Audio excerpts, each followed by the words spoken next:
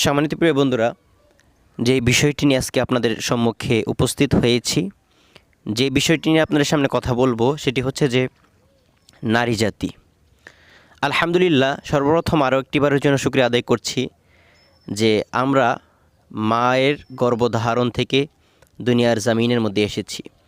মায়ের পেট থেকে কেউ কেউ 8 মাস, কেউ কেউ 9 মাস, কেউ কেউ 9.5 মাস, কেউ কেউ 10 মাস, আবার কেউ 10 মাস 10 দিন গর্ভধারণের মধ্যে থেকে তারপর দুনিয়ার মধ্যে এসেছি। একটি জান্নাতি মা পেয়েছি আলহামদুলিল্লাহ।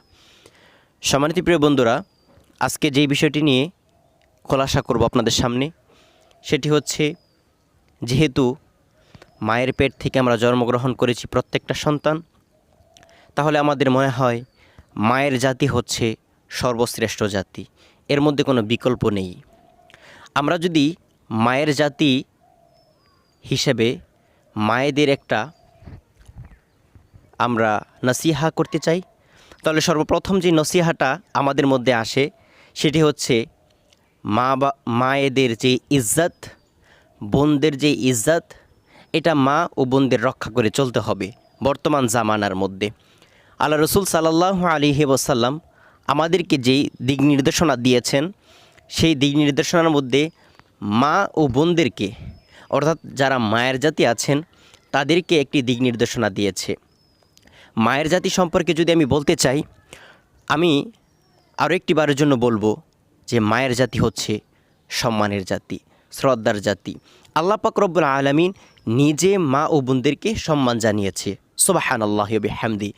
তো মা বোনদেরকে যে আল্লাহ পাক রব্বুল আলামিন এত সম্মান দান করেছে, এই জন্য মা বোনদেরকে সম্মানটা ধরে রাখতে হবে। বর্তমান জামানা ফিতনার জামানা, এই জামানাতে মা বোনদের ইজ্জত সম্মান রক্ষা করে মা বোনদেরকেই চলতে হবে। মা বোনদেরকে এমনভাবে চলতে হবে, এমন লেহান ধরে চলতে হবে যেন আল্লাহ পাক রব্বুল আলামিনের দরবারে কখনো দোষারোপ না হয়, দোষী না হয়। বর্তমান সময়ে দেখতে পাচ্ছি বিবাহের অনুষ্ঠানের মধ্যে, সুন্নতে খাতনার অনুষ্ঠানের মধ্যে, গায়ে হলুদের মধ্যে মা বোনরা নাচানাচি করে থাকে, মা বোনরা অশ্লীলতাম করে থাকে, মা বোনরা বিভিন্ন সাজসজ্জা করে থাকে। আস্তাগফিরুল্লাহ, নাউযুবিল্লাহি মিন যালিক, মাআযাল্লাহ। তো আমি মা বোনদেরকে যেই নসিহা পেশ করতে চাচ্ছি, মা বোনদের কিছু কিছু জিনিস হারাম, নাচ গান, তারপরে পর্দাবিহীন চলাচল এবং হাতের মধ্যে নেল পালিশ দেওয়া, চুল কাটা, বুরু ফ্লাক করা এবং বিভিন্ন যে পালার মধ্যে গিয়ে মা বোনরা সাজসজ্জা করে এবং পরপুরুষকে দেখায়, এই জিনিসগুলো মহান আল্লাহ পাক রব্বুল আলামিনের সাথে শিরক এবং বিদআত এর পর্যায়ে চলে যাচ্ছে। এই জন্য আল্লাহ রসুল সাল্লাল্লাহু আলাইহি ওয়াসাল্লাম যে সময় মেআরাজের মধ্যে গিয়েছে, জিবরাইল আলাইহিস সালাতু ওয়াসসালাম জাহান্নামের এপাশ থেকে ওপাশ পর্যন্ত রাসূল সাল্লাল্লাহু আলাইহি ওয়াসাল্লামকে দেখালেন, জান্নাতের এপাশ থেকে ওপাশ পর্যন্ত দেখালেন, জাহান্নামের এপাশ থেকে ওপাশ পর্যন্ত দেখালেন। আল্লাহ রসুল সাল্লাল্লাহু আলাইহি ওয়াসাল্লাম একটা জিনিস খেয়াল করলো যে, হে জিবরাইল, সবচেয়ে থেকে বেশি একটা জিনিস আমি জাহান্নামের মধ্যে খেয়াল করলাম যে যারা মায়ের জাতি আছে, যারা মহিলা আছে, তারা দেখলাম যে বেশিরভাগ জাহান্নামের মধ্যে আছে। কেউ কেউ ঝুলন্ত অবস্থায়, কেউ কেউ আল্লাহ রব্বুল আলামিন তাদের ফেরেশতার হাতে, আযাবের ফেরেশতাদের হাতে, কেউ কেউ নারীদের পাওকে উপর দিকে রেখেছে, মাথাকে নিচ দিকে রেখেছে।